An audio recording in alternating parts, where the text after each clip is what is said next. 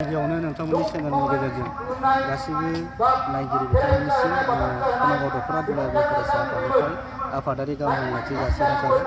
जोङो बनगाव दख'रा दुलाराय बर' फरायसा आफादनि खुंग्रा 42थि थान्दा जखोन्दाखौ देग्लायहाय फुथिमारि जेवारि गेजेर आरो गोजौ फरायसालिनि बे गेलेग्रा फोथाराव साननैनि हाबाफारि लानानै जोङो खुंफुंदों। मैयाहाय जोङो जागायजेननाय हाबाफारि हिसाबै जोङो फुंबिलि समाव जे थुनलाइ बिथिंखौ जौगाखांहोनांगौनि थाखाय जे फरायसाफोरखौ लानानै जोङो थुनलाइयारि बादायलायनाय हाबाफारि लादों आरो बेनि उनाव जोङो हारिमु बिथिंखौबो जौगाखांहोनांगौनि थाखाय जोङो हारिमु बादायलायनाय बे हाबाफारिखौबो लादों आरो बेनि उनाव गोजोन आरो खौसेथिनि जे आलारि बाथि फोजोंनाय हाबाफारि बेखौबो लादों आरो बेनिफ्राय जोंहा मोनाबिलिनि जे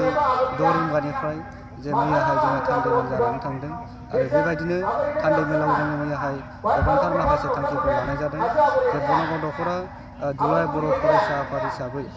जे मिरु एबसु आरो जिल्ला एबसुआ जे आथिखालाव मावबाय थाखानाय जे खामानि बेखौ जोङो मिथिसेयावबो जे आथिखालाव सोमजिबाय थानाय जे एसटि जे मोनद' हारिनि जे जौगाखांनाय हारिफोरनो एसटि होनो नागिरनाय बेखौ नोजोर होनानै जे जोंनि ओनसोलनि गामि गोरा रायजो राजा आरो सानसुमैफोरखौ थान्दै मेलाव जोङो ज' सावरायनायनि गेजेरजों जे मिरु आरो जिल्लाया मावखाबाय थानाय खामानिबाबो जोङो बेखौ जे मोनद' हारिनो एसटि होनायखौ जोङो अपस खालामथारनानै जे गोख्रोङै जे बेखौ होबथानाय जाथों होननानै फिन खनसेबाव जिल्ला एबसुनो जों थांखि दैथायहरनाय जाथों होननानै बेखौ थांखि लानाय जादों आरो बेबायदिनो जोङो सोलोंथाइ बिथिंखौ जौगाखांहोनांगौनि थाखाय सेन्ट्रेल टेलेन्ट सार्च खुंनाय मिरुआ खुङो आरो बेबायदिनो जिल्लायाबो टेलेन्ट सार्च एग्जाम खुङो। नाथाय जोंनि दख'रा एबसुआ बेबायदि टेलेन्ट सार्च एग्जाम सिंगालै खुंनाय जायामोन हारसिङै। दा देग्लाय जोङो मोनसे नैबे मैयानि थान्दै मेलनि गेजेरजों जे जोंनि बनगाव दख'रा दुलाराय बर' फरायसा आफादाबो फैबाय थानाय समनिफ्राय खालमासिनिफ्राय जोङो LP सेक्सननि जे क्लास 4 आरो 5फोरखौ जे टेलेन्ट सार्च एग्जाम खुंनो थाखाय जोङो मैया थांखि लानाय जायो आरो बेजों लोगोसे जोंहा बनगाव दख'रा दुलाराय बर' फरायसा आफाद हिसाबै जोंहा मावख' दङ। नाथाय मावख'नि मुंखौ जोङो बै समाव जोङो दोनबोनाय जायाखै। जेरैहाय सेन्ट्रेल एबसुनि जे मावख'नि मुङा बड'फा हाउस आरो क'क्राझार जिल्ला एबसुनि जे मावख'नि मुङा माइरं देरा। थिग बेबायदिनो जोंहाबो बनगाव दख'रा दुलाराय बर' फरायसा आफादा दख'रा एबसुनि जे मावख'खौ बयनिबो मतामत आरो बयनिबो सानलायनायनि गेजेरजों जोङो माइदांस्रि देरा मुं होनानै जोङो दोननाय जादों आरो बेबायदिनो जोङो गोबांथार माखासे थांखिफोर लाबावनाय जादों जे जोंनि जे सोलिबाय थाखानाय जे माखासे बड'फा मिसन फर सास्टेनेबल चेन्ज समाजारि सांग्रांथि मेल लानाय गेलेमु बिथिं फारफ्रोमबो बिथिंखौ जोङो जौगाखांहोनांगौनि थाखाय बा समाजखौ फोसाबनांगौनि थाखाय जोङो बड'फा मिसन फर सास्टेनेबल चेन्जनि जे मिसन बेबायदिनो जोङो खामानिखौ मावलांबाय थागोन आरो सोलोंथाइ बिथिंखौ जौगाखांहोनो थाखाय जे मिशन कुवालिटि इडुकेसन मुभमेन्ट बे आयदाखौ लानानै जोङो अरायबो मावलांबाय थागोन आरो दिनैहाय जोङो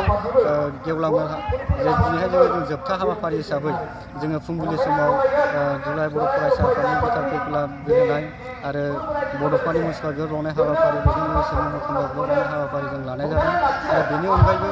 जोंहा काबादि आरो भलिबलनि जे फाइनाल बादायलायनाय बेखौ जोङो दिनैहाय खुंफुंनानै लानो हाबाय आरो बेनि उनाव जोङो दा गेवलां मेल हाबाफारि लानाय जादोंमोन आरो गेवलां मेलाव जोङो गाहाय आलासि महरै दुलाराय बर' फरायसा आफादनि लोगो आफादगिरि मानगोनां खोरोमदाव औवारि बिथांखौ जोङो हांख्रायनानै मोन्दों आरो बिथाङा गेवलां मेलाव बाहागो लानायनि गेजेरजों आथिखालाव सोमजिनाय थासारिनि सायाव आरो दुलाराय बर' फरायसा आफादनि खामानि मावबाय थानायनि सायाव बिथाङा बेसेन गोसा मोजांथार बिबुंथि लाखिलांदों आरो बेजों लोगोसेनो थांखि जानाय बुंथिगिरि आलासि महरै जोङो क'क्राझार UN एकाडेमिनि डाइरेक्टर मानगोनां कृष्ण गपाल बसुमतारी बिथांखौ जोङो हांख्रायनानै लाबोदों आरो बेजों लोगोसे बेखेवगिरि आलासि महरै क'क्राझार जिल्ला एबसुनि बोसोनगिरि मानगोनां रथिनाथ नार्जारी बिथांमोनखौ जोङो हांख्रायना लाबोनाय बायदि जोङो हाबाफारिखौ खुंफुंनाय जादों